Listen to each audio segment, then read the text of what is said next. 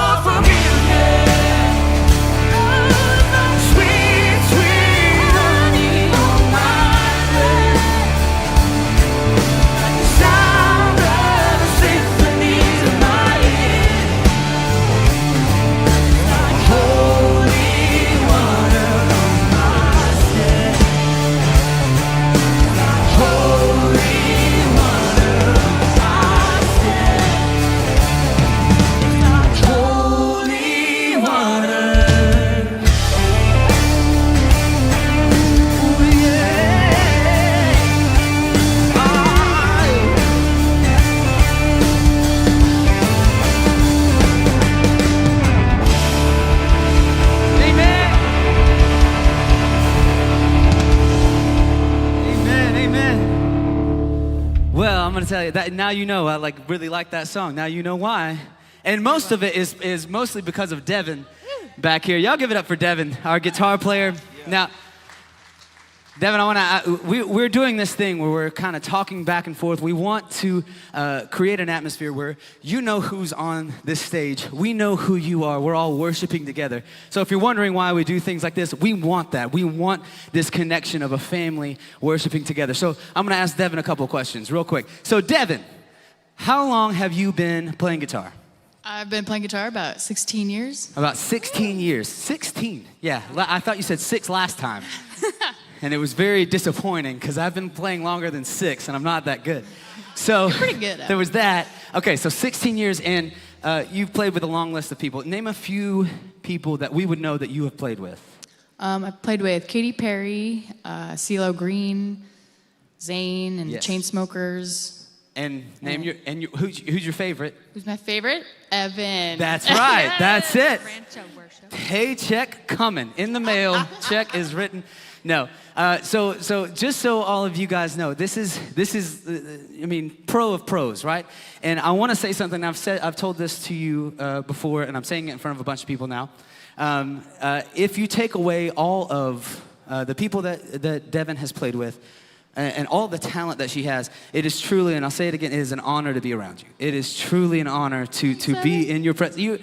You will be hard pressed to find someone with that much talent, with all your rap sheet, and still with that much humility. So it is amazing. Thank you. Y'all give it up for Devin. Yeah, Devin. I love this next song. We're about to sing Rattle. It's one of my favorite songs. We introduced it in Easter.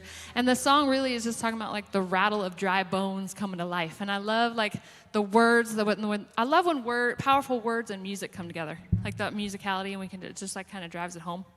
And I love that this song, it talks about miracles. We're talking about like, we believe in miracles, that there will be a miracle in this room. And we don't just sing it because it rhymes, right? Or sing it because it sounds nice. Like we believe that God is doing the impossible. And we believe that the grave and the resurrection was a sign of that even death, nothing literally can come against God. And so this morning, as we're kind of talking about families and we're talking about relationships in this series with our circles, we just want to kind of keep that in the forefront of our mind. If there's like a relationship that just needs to come back to life this morning, will we just sing it, that we believe in the redemption? Let's just sing this song over that situation.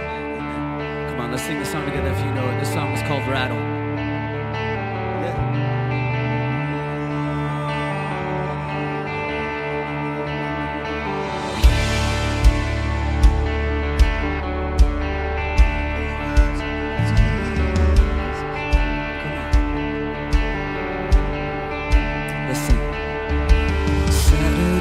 Silent, surely it was through. But since when has impossible ever stopped you? Friday's disappointment is Sunday's empty tomb. And since when has impossible ever stopped you? Let's sing. This is the sound of the dry bones rattling.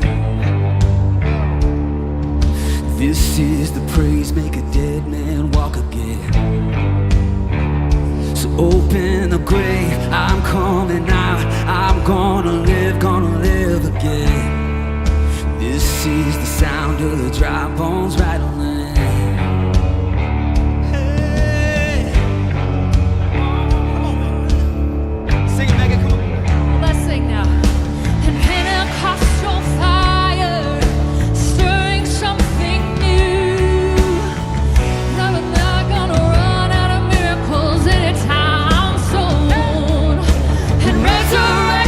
Power, it runs in my veins too. And I believe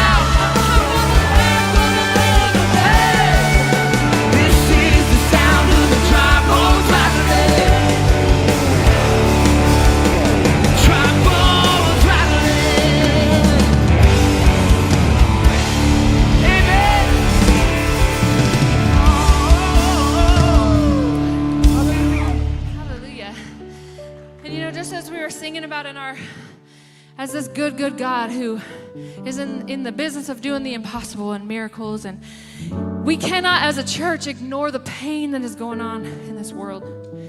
And we cannot stay silent about some of the things that are just unjust. And so, Dion, I just want to ask you this morning. For those of you that don't know, this is Dion. He's our justice pastor here at Rancho. And Dion, we just love you. Love you all back. And some people ask, what is a justice pastor? And really what you do is you do a really good job of just leading us into keeping justice for other people, justice for the oppressed in the forefront of our minds, as we believe that it was in Jesus' mind. And so would you just speak a little bit about, we know this has been a hard week of tragedy that has happened. Would you just speak and share a little bit about what's on your heart? Yeah. Anybody who pays attention to anything media-wise or social media, we know that this has been a hard week and a half, 2 weeks in our nation. From the shootings that happened in Indianapolis and different people like Dante Wright passing, my heart just overflows and just is overwhelmed. And I just needed to turn to God, right? As I was thinking about the tragedy that happened in Indianapolis, the mother of the shooter wrote a letter to the audience, to everyone who was affected, and this is what she said. She said, "We are devastated at the loss of life caused as a result of Brandon's actions. Through the love of his family, we tried to get him the help he needed. Our sincerest and most heartfelt apologies go out to the victims of this senseless tragedy. We are so sorry for the pain and hurt being felt by the families and the entire Indianapolis community." And I was thinking about that, and I was like, what character, what peace, what clarity of mind to be able to address a whole city because of the pain that your son brought. And that is keeping up within the mind of God. And I just believe that the Holy Spirit gave her the words to say, because it's not an easy thing to recognize the pain that your son put on others and inflicted on others, and just took responsibility and said, I'm going to have an integrity in this moment. I just see her leaning on the word of God and leaning on the strength of God. And right now, I just want to offer this up to us as the people of God, that we have the answer. We have the balm of Gilead. We literally have the peace that this world is looking for. We literally carry the power of God in us. And I just want to, with you all, lift up these families in prayer and ask our God, the true and living God, to bless these people and to bless the families of these people. Matthew Alexander, Samaria Blackwell, who was 19 and the youngest of 4 siblings. The heartbreak her family must be feeling right now. Amir Jarrett Kaur Johal, Jasvinder Kaur, Amerjit Sekhan, Jaswinder Singh, Carly Smith, John Weisert. And I just think about the whole Sikh community that lost 4 people in this tragedy. And a lot of Sikhs have moved to that Indianapolis area to get jobs at this FedEx that this tragedy happened at. And a lot of times Sikhs are confused for Muslims because they wear the head wraps, but it's a totally different religion from a totally different part of the world. And I just know, because I know Jesus and because you know Jesus, we can pray for them. We can ask our God to comfort them and to give them peace, because he's the only one who can. And so as we mention those families, the whole praise team, instrumentalists, everybody in the church, let's just ask God to bless them right now. As a people, let's bombard heaven and let's fill up the bowls of prayer that are in heaven in the name of Jesus. That's right, Dion. I love that you said that. That just took like the Holy Spirit. That's God's love right there for that mom not to just be defensive. And she's going through her own hurt. I mean, I cannot imagine as a mom. And for her to be caring for others and seeing others and empathizing and mourning with those who are mourning. And I love so much the song that we're about to sing kind of talks about building our life on the foundation of God's love. If we don't have God's love as our foundation, we're not going to be able to survive in this world. And all the heartache that has happened, not just last week, but all year. That's true. Let's go ahead and just sing this song and lift up our praises.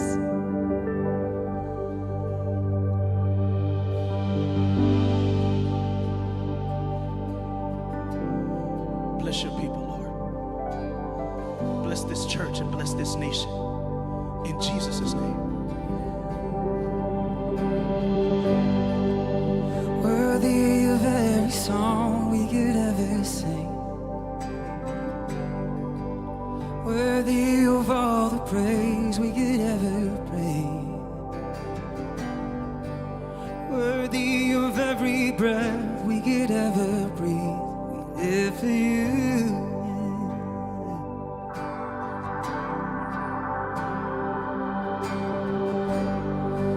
Jesus, the name above every other name. Jesus, the only one who could ever save. Worthy of every breath we could ever breathe. We live for you. Live for you. Holy, there is no one like you. There is none beside you.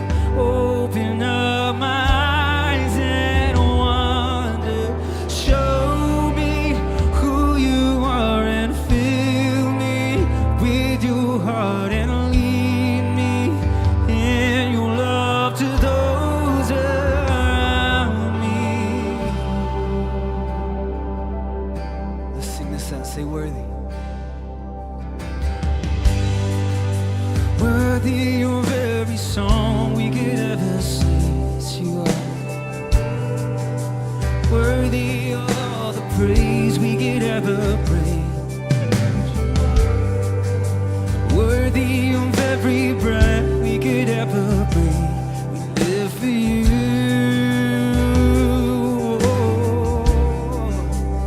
Say Jesus. Jesus, the name above every other name. Jesus, the only one who could ever save. Worthy of every breath we could ever breathe. We live for you, and oh, we live for you. Say holy, holy, there is no one like you. There is none beside you. Open up my eyes and wonder.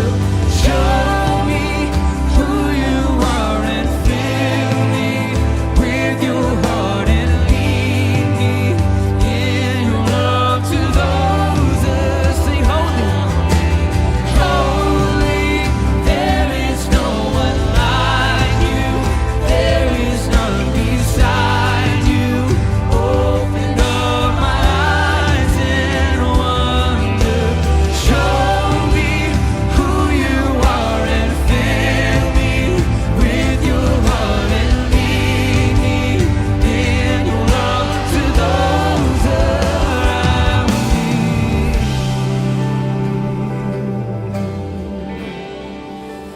Oh, we build our lives on Jesus. Come on, let's sing this outside. And I will build my life upon your love. It is a firm foundation. I will put my trust in you alone, and I will not be shaken. Lift your voice. Build my life upon your love. It's a firm foundation. I will put my trust in you, Jesus. You and I will not be. I will build my life. I will build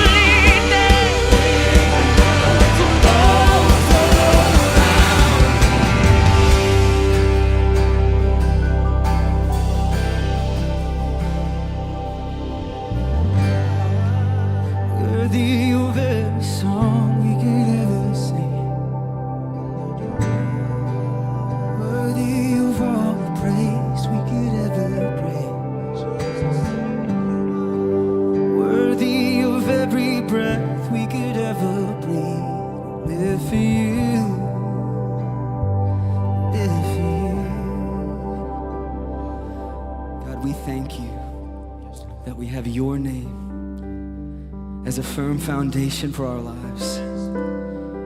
That as we build the foundation of our life on your love, God, Lord, that we begin to love like you. You begin to fill us and show us and lead us in love to those around us. Help us to be the light to the people in our circles. Help us to be the light to the people that see us, that call us friend, that call us family. Help us, God, to be more like you and advance your cause. In the precious name of Jesus, we pray. And everyone said, amen. Amen. Amen. You all may be seated this morning.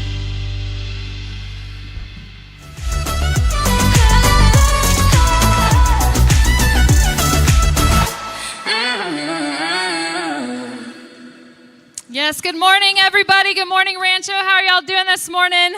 Welcome to Wagar Live. What's going on at Rancho? My name is Megan, and I'm the next gen pastor here at Rancho. And we have, shout out to our youth group back there in the corner. Woo, love you guys.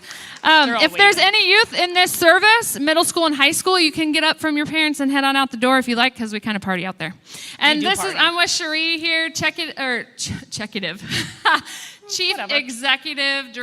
Executive Pastor of Operations. I just made that up. I'm blending all your things together. That was actually good. It's cool. It's cool. Something like that. She does everything, basically. She makes sure the Rancho world's running smoothly. So, what's up, Cherie? Little this, little that. Yeah, that's what she does. Little this, little that everywhere.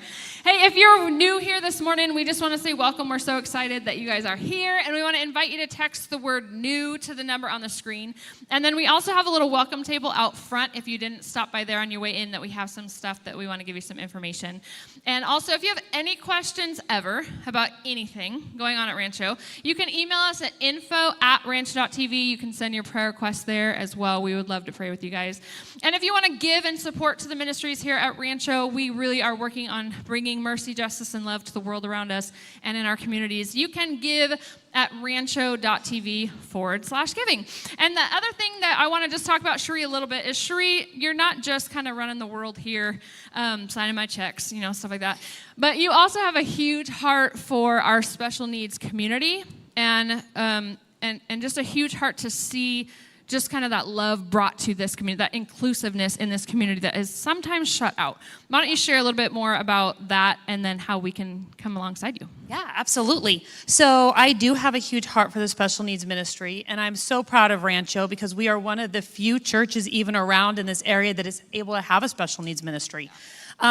People don't really know much about it, and it's an amazing ministry. These families are in such need, and we do a camp every summer. Last year, our camp was canceled. Oh, so sad. It was so sad. We got phone calls. I got texts every day, and people were heartbroken. It's a big deal for this community.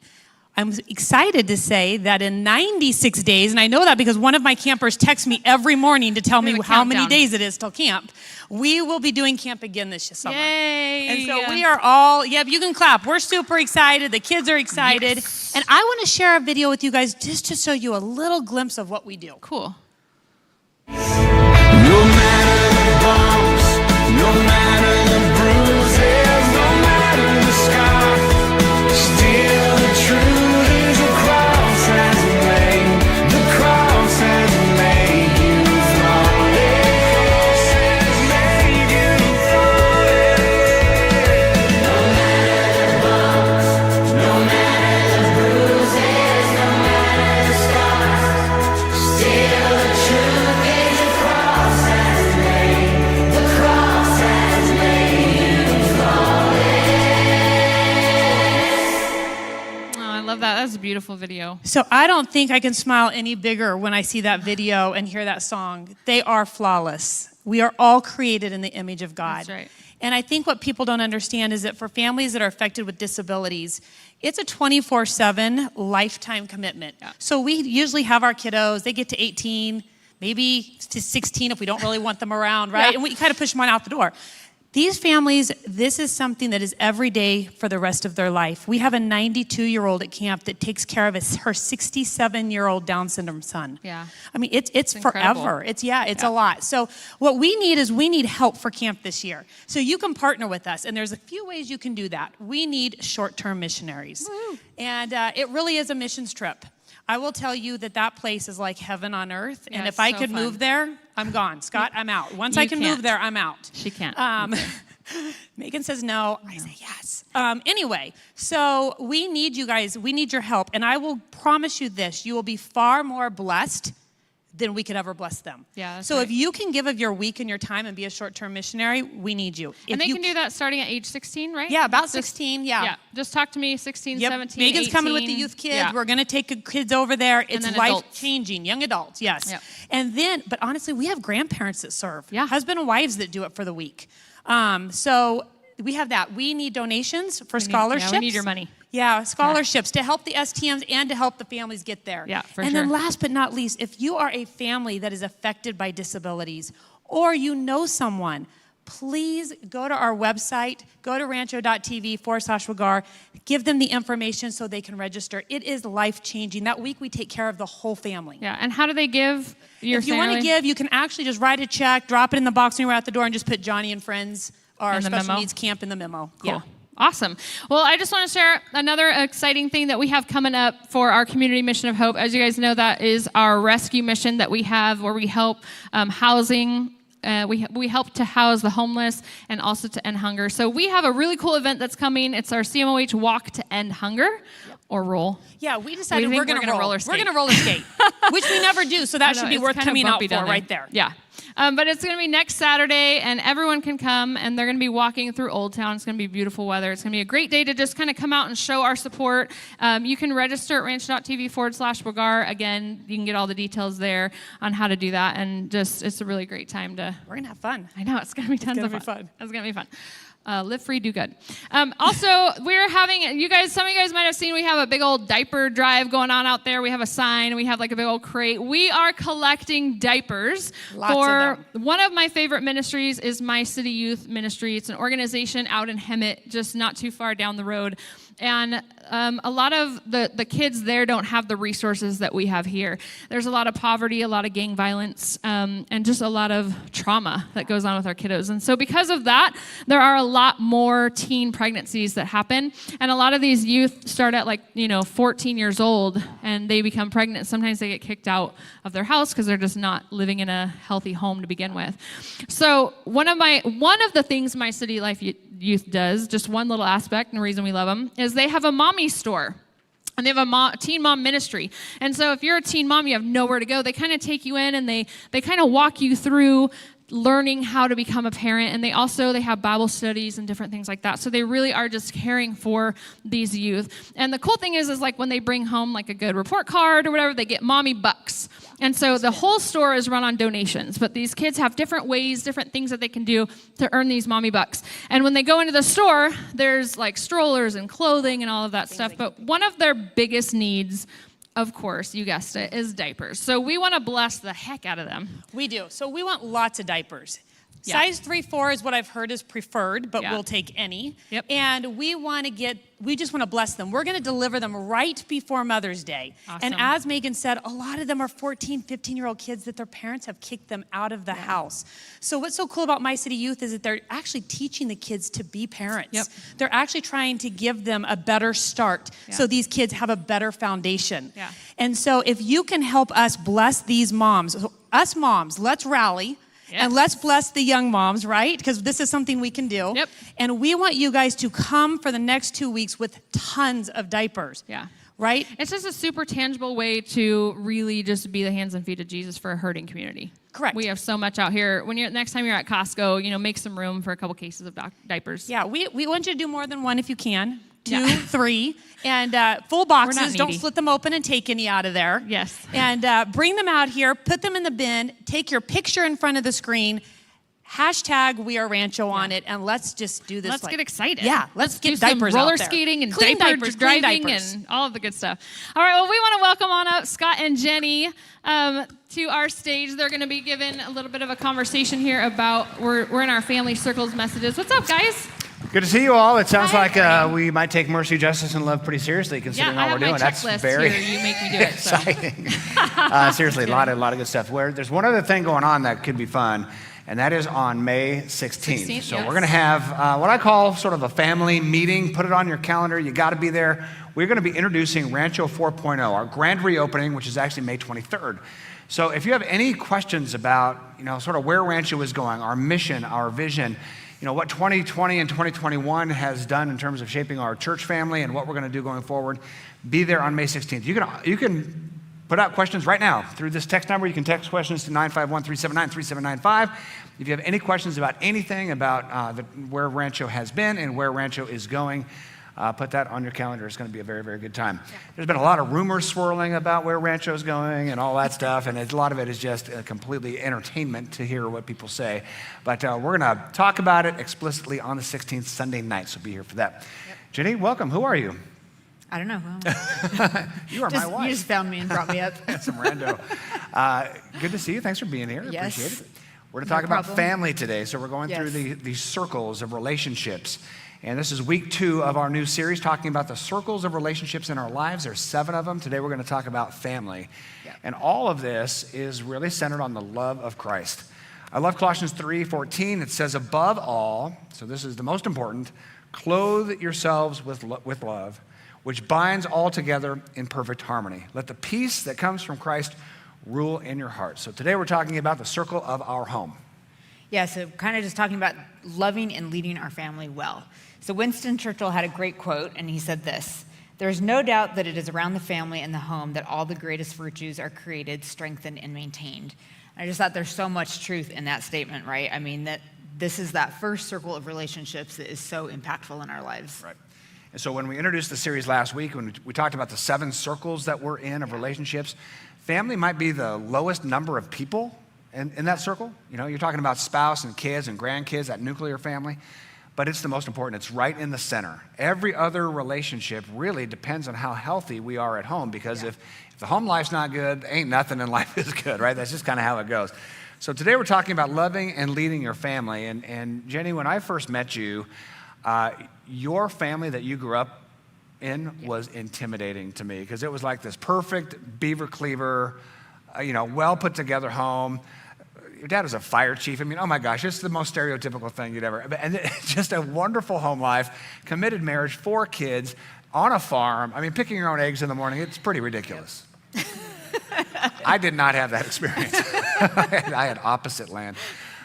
So when we met here at the church years ago, a lot of years ago, I was sort of intimidated by your family, but I was attracted to it because I had a hard time sort of wrapping my head around who I would be as a husband and who I would be as a father, and you really helped lead me into sort of that family mentality. Yeah, well, thank you.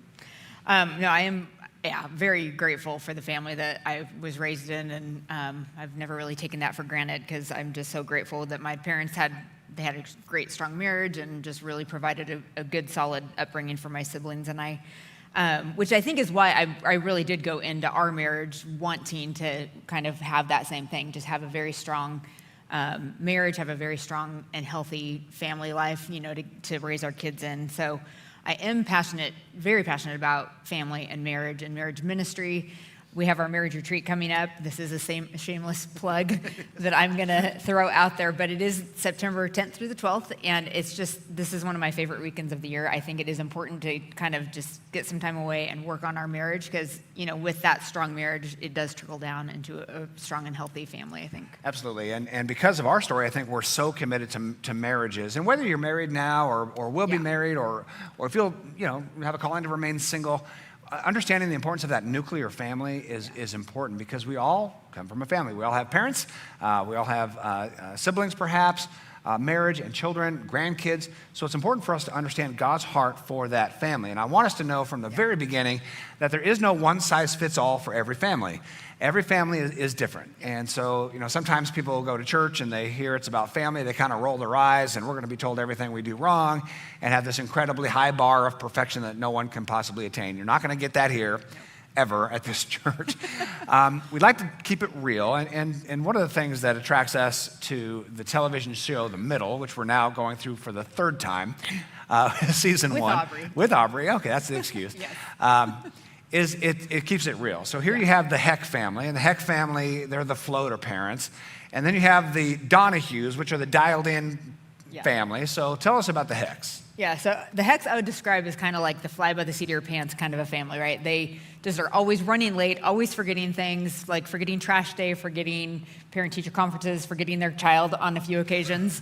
So just kind of, but yet obviously their family is so important, but they're just kind of, a little chaotic.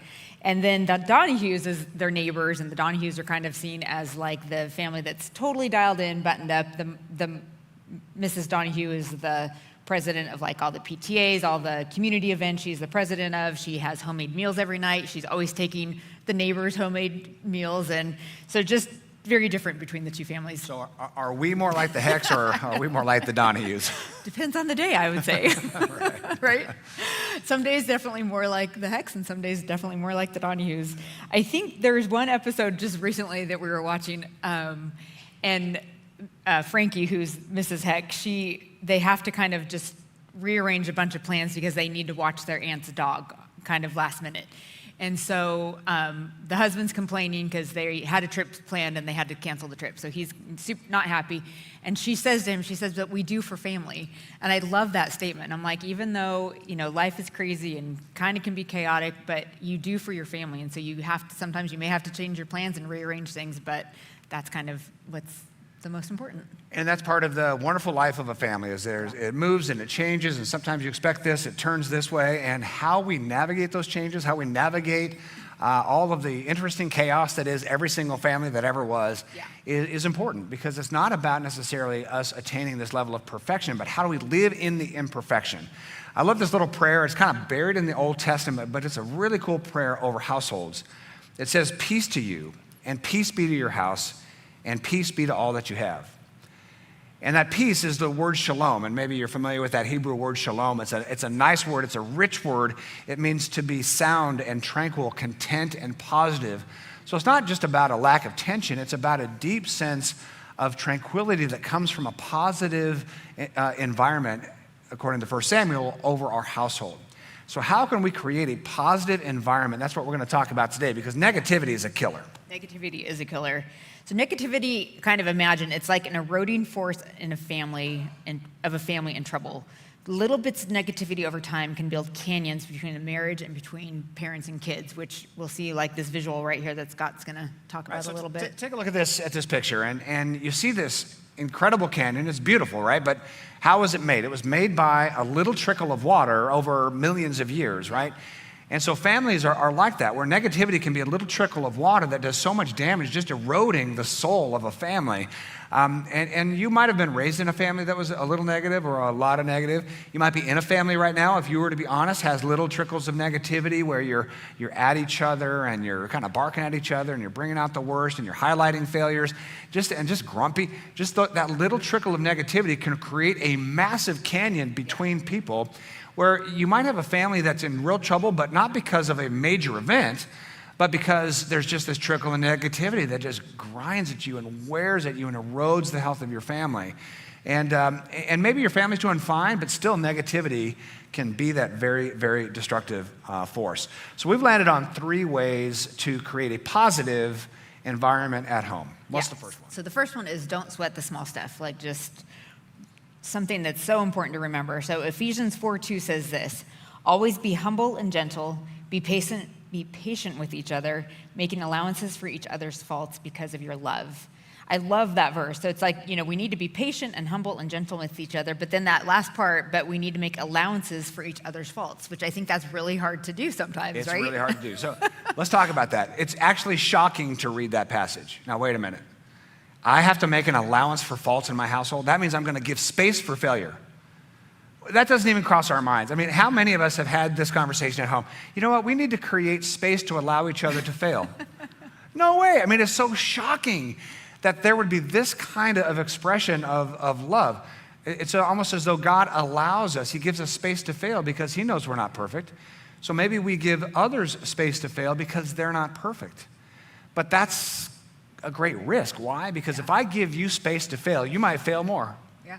If you give me space to fail, it means I might take advantage of that space and do things that you're not going to like. And so we don't give space to fail. We give very little margin to fail. And when somebody does, we've got to keep this in control. I didn't like that. I'm going to let you know I don't like that, so you never do it again.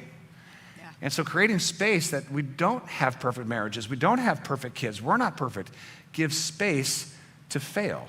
Now, this was kind of a big deal. There was a season in our marriage where we got a little negative. There was a bunch of kids in the house, and it was crazy.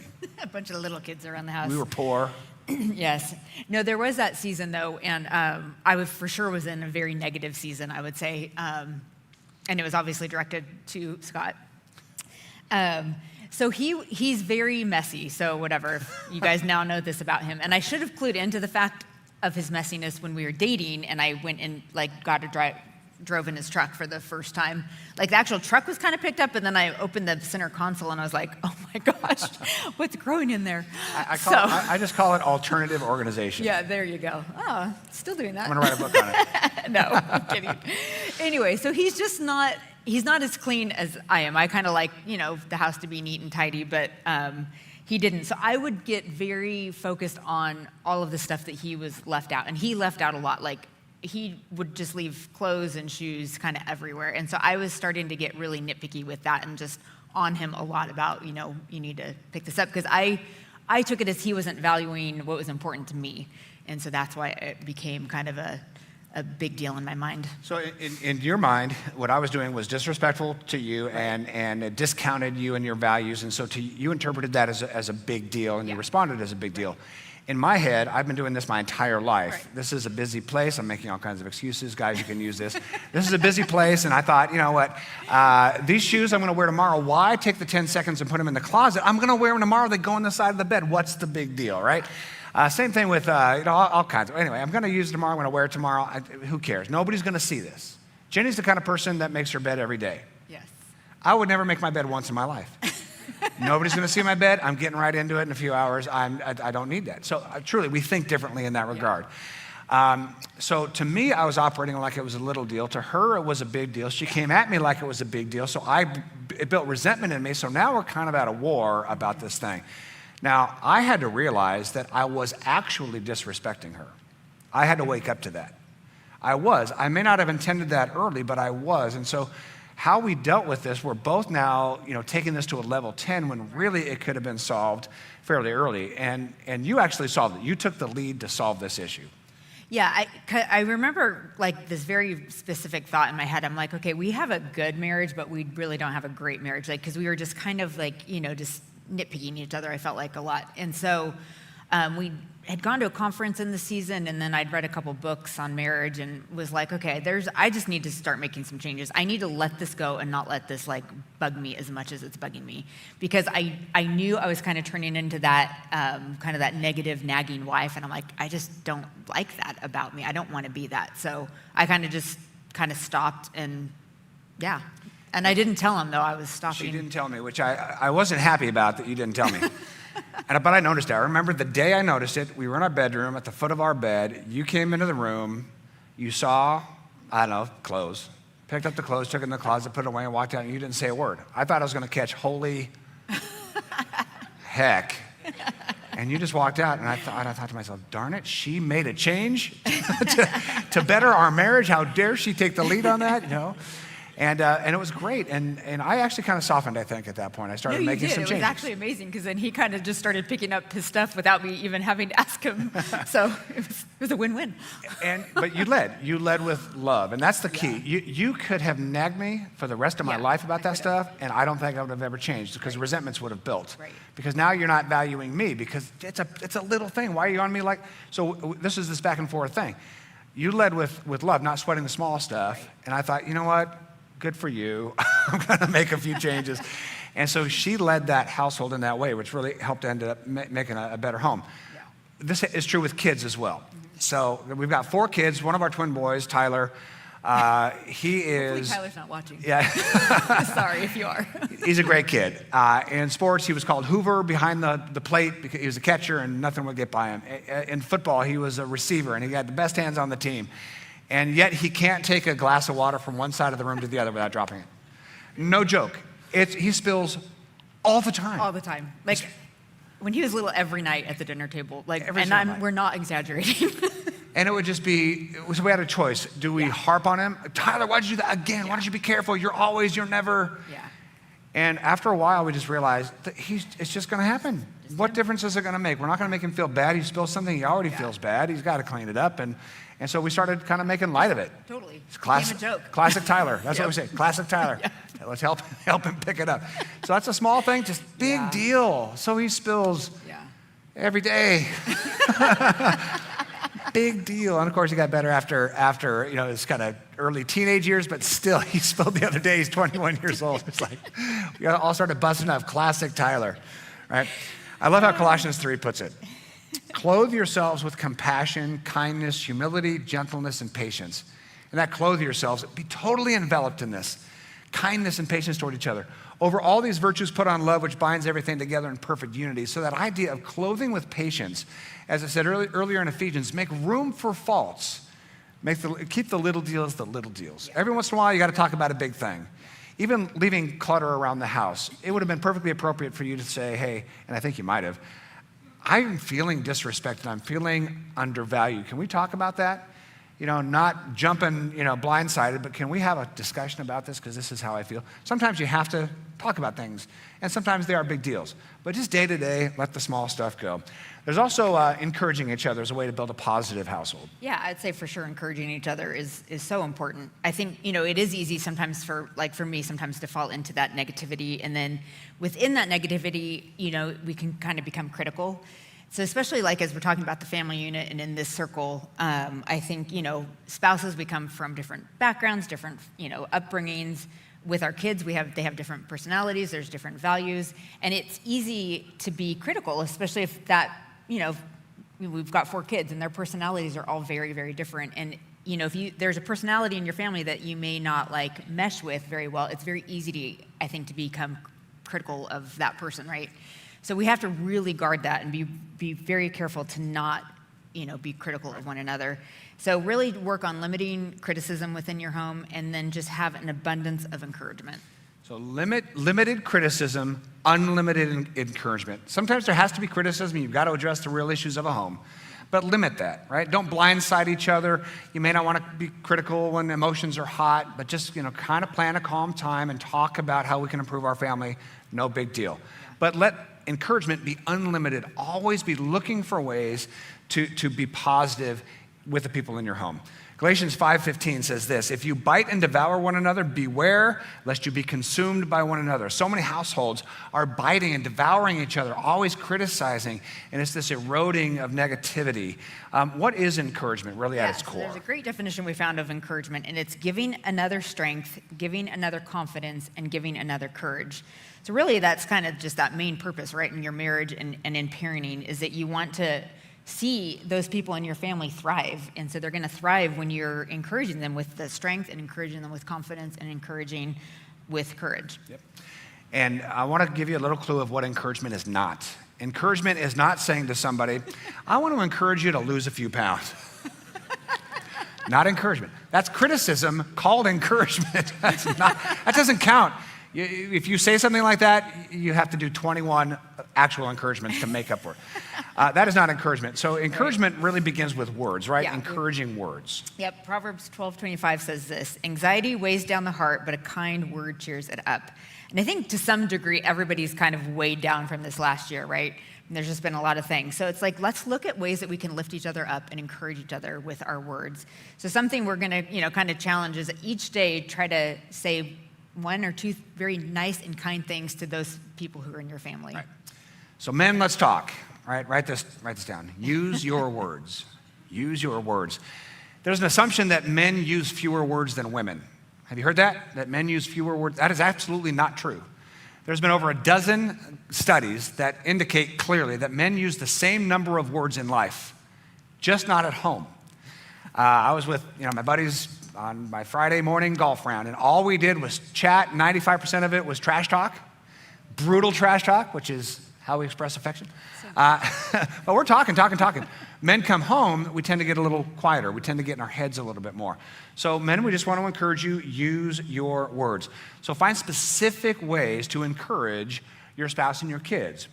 Talk about your spouse's hard work, their multitasking. Find something specific and encourage them for that. If they're good with their kids, they spend time with the kids, encourage them for that. Find ways to encourage their character. The other day, Jenny was making something for a family, very Nancy Donahue of you. And I said, hey, that's very, very kind of you to do that, you know. Just calling out specific encouragements for character.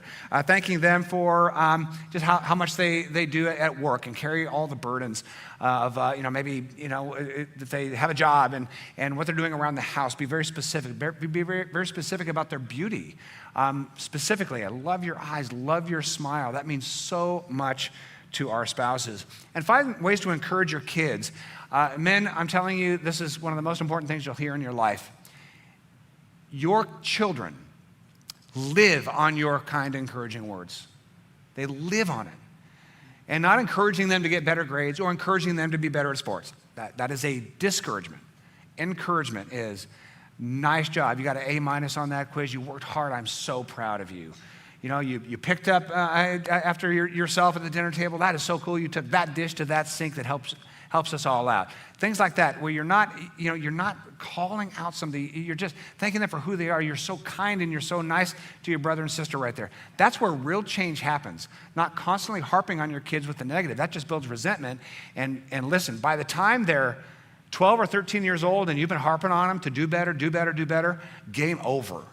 Because they're going to come right back at you with negativity, and I guarantee they're going to win that fight. Yeah. They're going to win. And we spend a lot of time kind of repairing homes that have become negative, which thankfully that is reparable. We can turn that around for sure, and it gets turned around by positive, encouraging words, particularly from dad in many respects. Yeah, totally. So ladies, it's our turn to talk. So something just because I know for myself, like I said, I've struggled with this a little bit, but just trying to be more positive, like just always looking at ways to just be more positive. Because I know men don't like, women coming at them negative, in a negative way. And it just I've seen this, like when the mom's negative and it just kind of creates like a negative vibe in the home, right? And so it's just not a super fun place to be. So something, that's something I've really worked on is just trying not to be negative. And just be affirming, like use our words of encouragement to affirm our spouse and affirm our kids. So I think, especially with our spouses, sometimes men generally are going to gravitate to where they're affirmed. And so if, they're more affirmed at work or, with their friends, then they may gravitate and hang out more where they're going to be, affirmed. So just try to make sure that they're being affirmed at home. And that's something I did have to work on early on when our kids were little. But also just like Scott said, be specific, with your spouse, like just thank them for the work that they're doing. Thank them for, just being diligent about coming home after they've had, been at work all day. I mean, Scott was always great about this, about coming home and just playing with the kids. Like, I knew he was tired, but he kind of was like, at the door. I remember him saying this, like he was like, okay, that job's done now. My job at home is beginning. And he would just come in and hang out with the kids and play with them. And I always just appreciated that so much about him. And then affirming our kids. I mean, Scott kind of talked about this too, but just as moms, just make sure we're affirming them and encouraging them and just letting them know how much we appreciate the little things that they're doing, even when they're, just so little. My nephew's 2, and I just see him interacting with my sister-in-law and she's telling him a good job and his whole face just brights up. It's just so life-giving when we, are just using our words to encourage our kids. And encouragement doesn't just come through words. Encouragement comes through time as well. That's focused time. Right. And that means so much to a family. Totally. And I know like with our spouses, like Scott for sure is like, he loves one-on-one time. So I know like it's important for us to get out on our date nights and for us to actually get away on trips, which I love too, but it's always a little bit more work, I think, for the moms to leave, because we're having to coordinate everything. So sometimes I'm like, oh, it's a lot of work, but it's worth it. And I know it's a value for Scott. So you've probably all heard of the love languages. There's 5 love languages. Scott's for sure is quality time. So I know that is a value for him, and I know that will bring him encouragement when we, are together. And so I try to make that a priority in our And as somebody who's, born family, Jenny's encouragement is to spend time with all of us. And so for my 50th birthday, she planned a one-on-one get-together. Right. For her 50th birthday, which is coming up in about 12 and a half years, we planned a whole family trip, right? Yes. All 7 of us, including son-in-law. Yes. And so just trying to figure out what kind of time we value. Yeah. Same thing with the kids. Do the kids value all being together? Does one kid value that one-on-one? Just try to discern where the value of the other comes in terms of spending time. I love how Ephesians 5:15 puts it. Now, this is in the context of family. Be careful how you live. Make the most of every opportunity. And that's real key. We have a limited amount of time, especially with our kids. So really thinking through, how can I make the most of this time that I have with my kids, and plan that out. The final thing we want to talk about is having fun. That builds a positive family atmosphere as well. This is probably my favorite. I love this. I just think it's so important to create that fun. So in Ecclesiastes 8:15, I love this verse. It says this. So I recommend having fun, because there's nothing better for people in this world than to eat, drink, and enjoy life. That way they will experience some happiness along with all the hard work God has given them under the sun. I love that. Here's King Solomon, and he's at the end of his life. So the book of Ecclesiastes, just think of it as a grumpy old man on his porch. That's kind of what Ecclesiastes is all about. And every once in a while, he just says things that actually kind of ridiculous, that everything's in vain, nothing matters. That's a grumpy old man on his porch. But every once in a while, he looks back on his life and he says, you know what? This is what I've learned. And what does he say? Have fun. He says, life is full of toil. And we know that life is full of toil. Right? We live in a world that's in turmoil right now. Pastor Dion talked about some of the turmoil we're experiencing as a country. This world is kind of weighty. And so for us to, at home, say, we're going to have a good time. We're going to plan fun. Some of it's spontaneous, but we're going to plan this out as well. The pandemic, for some families, helped us to have some planned fun, because we're all kind of piled together over a period of months. And we decided to do something even around doing dishes. Yeah, so there's 7 now, at home during the pandemic, because everybody came home, including our son-in-law with April. So we, I think it was one of the boys' idea, but we decided we like the TV show Survivor. So we decided to turn dishes, the evening dishes, into like a Survivor game. Yeah, sorry. Having a hard time getting my words out. So we, every night we'd have tribal council, and so the kids would kind of vote on who was gonna have to do dishes that night. And so they were forming little alliances during the week. And we just had a ton of fun. It took a lot of time, but we had a lot of time, right? And so, but we just had a lot of fun. You go to a room, a camera would be going, you write down the name, and then we'd watch it was a whole video production. It took us about a half an hour to find out who was doing dishes that night. Right. And then the person who didn't get voted all week had the next week off. Right, they had the next week off. Right. And guess who never did dishes the entire time? Because Aubrey felt bad and didn't want to ever vote him out. Don't blame on Aubrey. Never did Don't blame dishes. it on Aubrey. And it made the other kids so mad. But just have fun. Have fun. That could be so important. Well, Jenny, it's been good. Yes, Don't sweat the small stuff. Encouraging words, encouraging time, and have fun. Thank you so much. Yep. Appreciate it, Jenny. The band is going to come up, and we're going to close with a final song. And that final song is such a good message for us, that love is not a fight, but love is worth fighting for. And so as they come up and join us today, just think through this. Think through this message, that love is worth fighting for, because this stuff isn't easy. Not sweating the small stuff isn't easy. Encouraging words isn't easy. We've got to kind of build new habits, right? Build new ways around the family. It's not easy planning fun when our life is up to here with a bunch of stuff. But what our world needs more than anything else is a positive family. Because if all of us can have a positive family life, we're going to pour that positivity into our marriage. We're going to pour that positivity into our kids and our grandkids. And that will create a positivity that goes to our friends and our workplace and our church, and it will go to our community and eventually go to our world. And that's the track we're following through this Circle series, because Jesus has a vision of love changing the world. He modeled that in his own life. He lived a life of love. He lived a life of sacrifice, living for the benefit of others. It even cost him his life. But it was love that rose Jesus from the dead, and his love is in us now, and it begins at home. It begins at home. So love, in fact, is worth fighting for. Take a listen.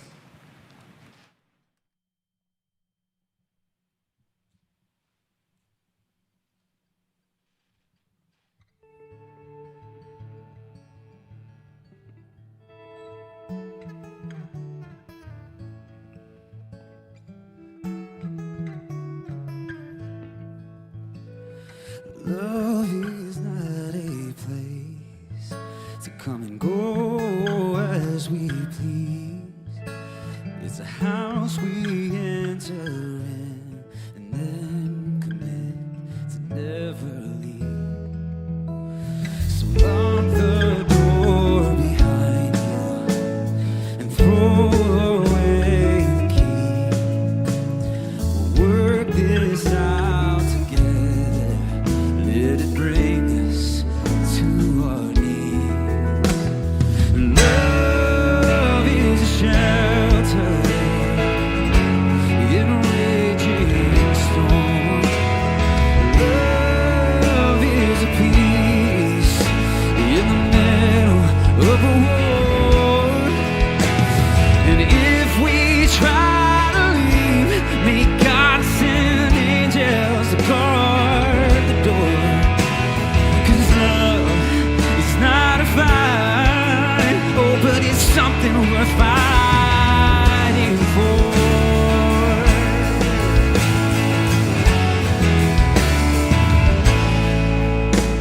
To some, love is a word they can't fall into.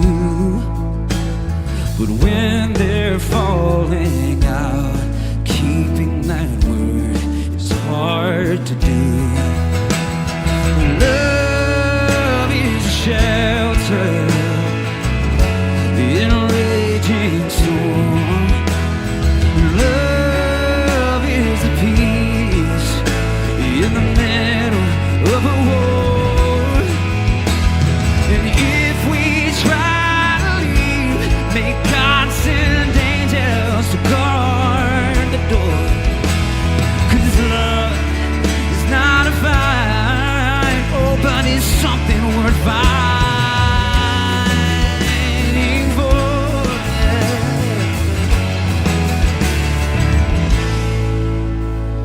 And love will come to save us if we'll only call.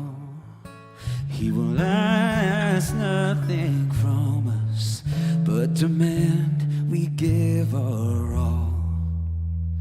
Love is a shelter in a raging storm. Love is a peace in the middle of a war. And if we try to leave, may God send angels to guard the door. 'Cause love is not a fight, oh, but it's something worth fighting for. I will fight for you. Will you fight for me? Oh.